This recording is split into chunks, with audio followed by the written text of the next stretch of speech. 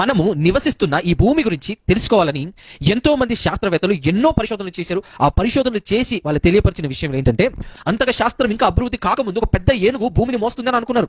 తర్వాత కాలానికి వచ్చేసరికి ఏనుగు కాదు, ఇంకేదైనా పెద్ద జంతువు ఉంటుంది, ఆ జంతువే ఈ భూమిని మోస్తుంది అని ఇంకొంతమంది అనుకున్నారు.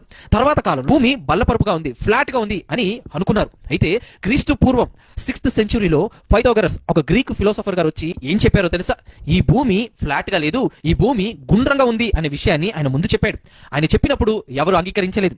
350లో అరిస్టాటిల్ గారు కూడా వచ్చి ఆయన కొన్ని మ్యాథమెటిక్స్ క్యాల్కులేషన్ ప్రకారం ఈ భూమి గుండ్రంగా ఉంటుందని ఆయన కూడా చెప్పడం జరిగింది. అప్పటికి ప్రజలు ఒప్పుకోలేదు ప్రియులారా. అని దాని తర్వాత కాలంలో ఇంకా సైన్స్ అప్గ్రేడ్ అవుతున్న కాలంలో 1543లో నికోలస్ కోపర్నికస్ గారు వచ్చి భూమి గుండ్రంగా ఉందని హేలియోసెంట్రిక్ థియరీ అనే ఒక థియరీ ద్వారా రుజువు చేయడం జరిగింది. ఈ శాస్త్ర ప్రపంచం కొన్ని శతాబ్దాలు తీసుకునింది ఈ భూమి గుండ్రంగా ఉందని నిరూపించడానికి. కానీ బైబిల్ మాత్రం ఏ కాలంలో అయితే భూమి ఒక జంతువు మీద ఉందని నమ్మారో, ఏ కాలంలో అయితే ఒక పెద్ద ఏనుగు భూమిని మోస్తుందని నమ్మారో, అలాంటి కాలంలో అలాంటి టైంలో దేవుడు యోబు అనే ఒక భక్తుడి ద్వారా తన దివ్య గ్రంథంలో రాసి ఉంచిన మాట ఒక్కసారి చూడండి ప్రియులారా. యోబు గ్రంథం 37వ అధ్యాయం 12వ వచనం. ఆయన వలన నడిపింపబడినవై నరులకు నివాస యోగ్యమైన భూగోళము. నరులకు నివాస యోగ్యమైన భూగోళము అని అంటున్నాడు. గోళము అంటే రౌండ్ అని, అంటే భూగోళము అని అన్నాడు. అంటే ఈ భూమి ఒక బంతిలాగా ఉందని యోబు గారి కాలంలోనే, ఆ అజ్ఞాన కాలంలోనే దేవుడు ఈ విషయాన్ని వివరించి చెప్పాడు.